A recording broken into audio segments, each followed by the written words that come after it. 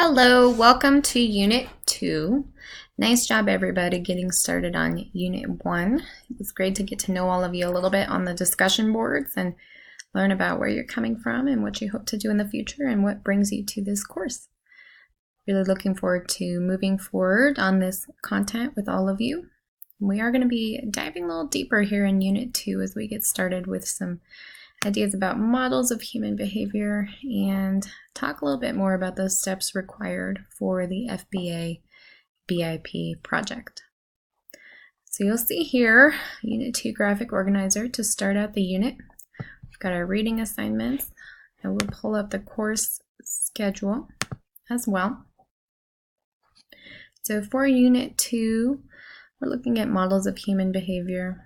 See that you're reading Shea, Chapter 2. You're going to be reading John's at your own pace. Keep an eye on the course schedule. It'll let you know where to wrap up John's. You want to get as much of that done as soon as possible to make sure that you're getting the relevant information and that you're on track. So be sure to manage that timeline for the John's reading. You will continue with journal number 1. We had the prompts for that journal entry assignment provided in Unit 1. Keep in mind that journal number 1 is due at the end of Unit 3. You can see right here, you'll submit that on the final evening, Sunday evening of Unit 3 at 11:59 p.m. That'll be the due date right there, trying to get that in Sunday night or earlier in Unit 3.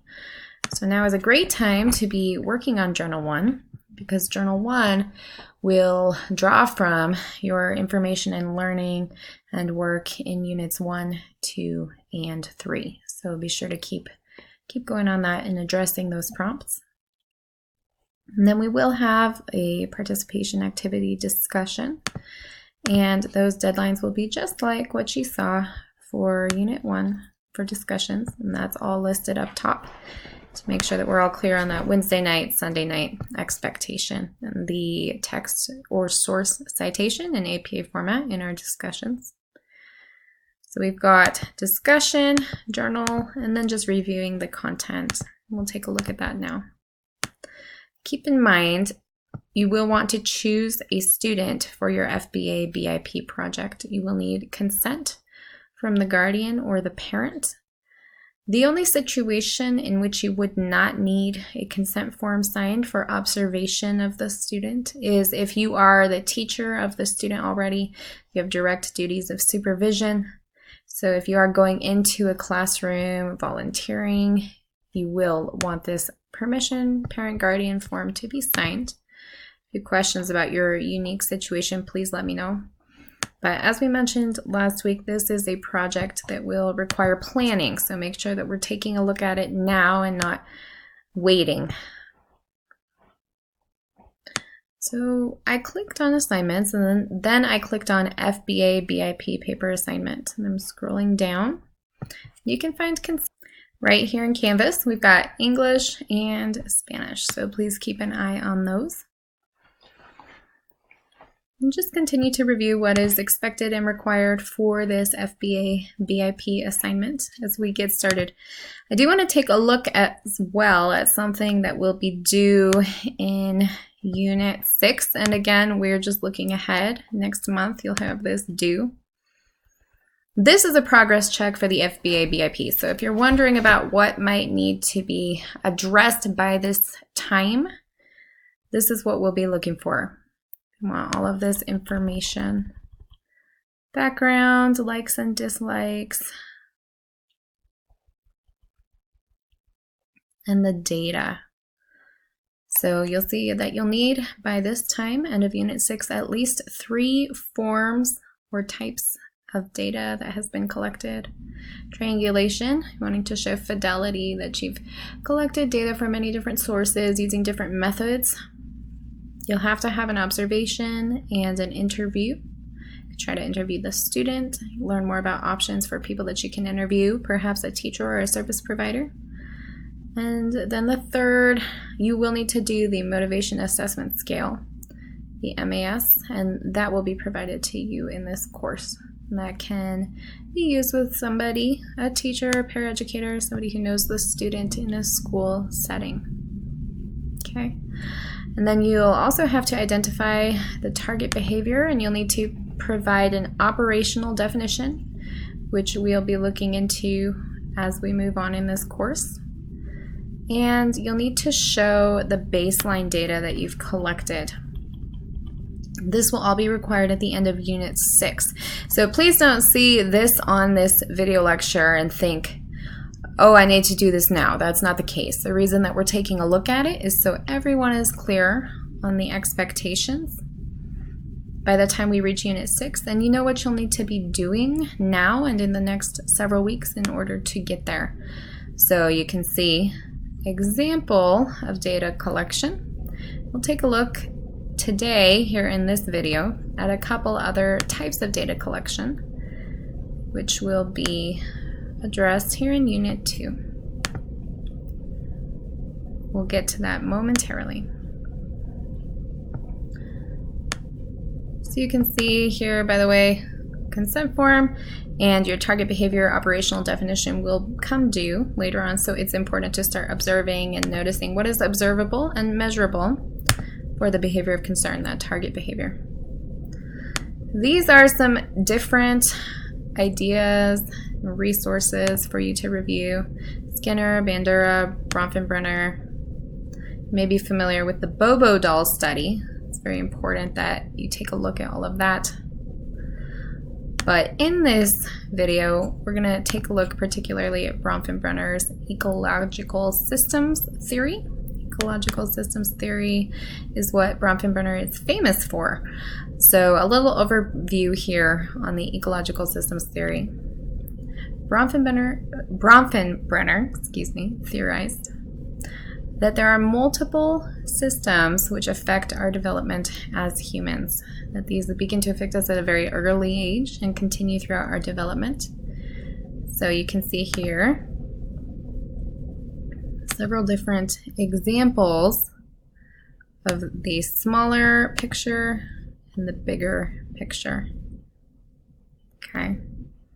Microsystem being this tiny little system in the middle, those that we come into contact with each day, and the family system and structure and those relationships with parents or guardians, perhaps siblings.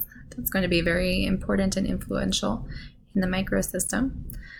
But in a bigger picture, we are surrounded by the mesosystem and the exosystem, mesosystem being the connection between relationships of a microsystem, and then the exosystem, things that we might not have direct contact with, but they're still going to impact us.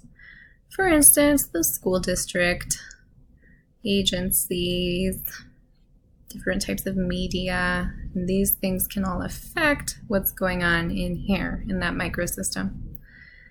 Then for our macrosystem, you can see more examples. These are big picture values, customs, and laws.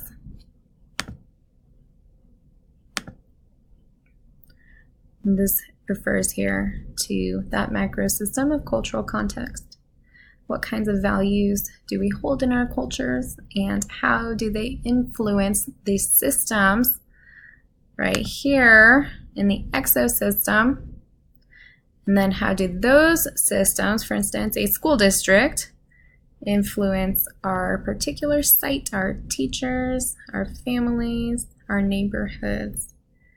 In this little tiny microsystem, and those mesosystem concepts here shown as a relationship between the different entities within the microsystem. And that's addressed here as well.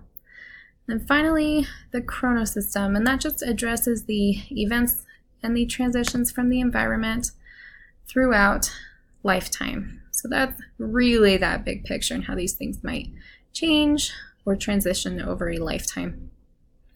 Feel free to look through this PowerPoint for more information on Bronfenbrenner's work. That is the ecological systems theory. More information about Bronfenbrenner. You'll see here Skinner, Bandura, the Bobo doll study, talking a lot about social learning. In this video, we'll have option for CC. Feel free to take a look at that. There are some questions for reflection here. Those are just things for you to think about as we go.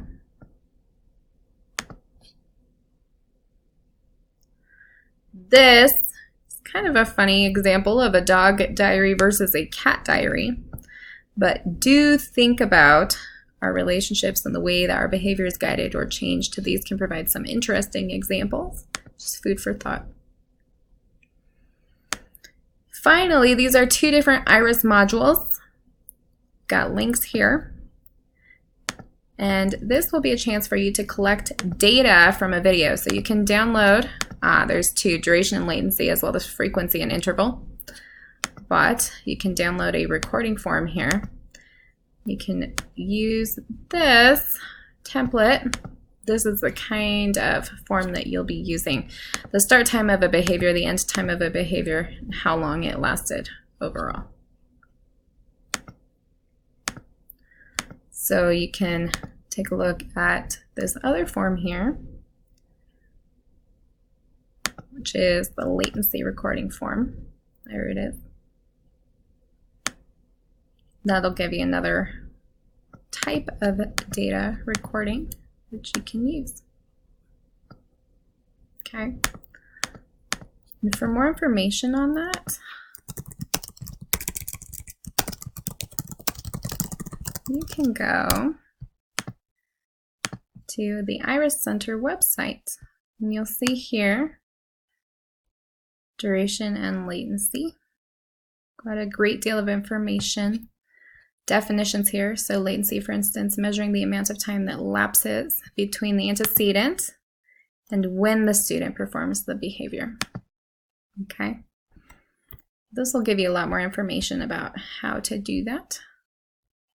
And then you can get the links to the videos here as well. Same thing for the second activity, which is frequency and interval. You can access closed captions here on these videos. You'll just hit CC, click English. Okay, these are practice opportunities for you. You'll see here, same thing, frequency and interval. So make sure that you're using these IRIS resources. You can get these on Canvas as well. That is an opportunity for you to practice data collection, as you'll need it in your FBA BIP assignment. Finally, here's our discussion. This video does not have CC, but there is no valuable or important verbal content. It is all screaming and crying. So this is a video about temper tantrum. You'll be answering these questions, and keep in mind we will need a citation. Okay. And that's the main idea for this unit. It's just those models of human behavior. And that brings us into Unit 3. So that is it for Unit 2. Looking forward to chatting with all of you on the discussion. And as always, please let me know if you have any questions or concerns.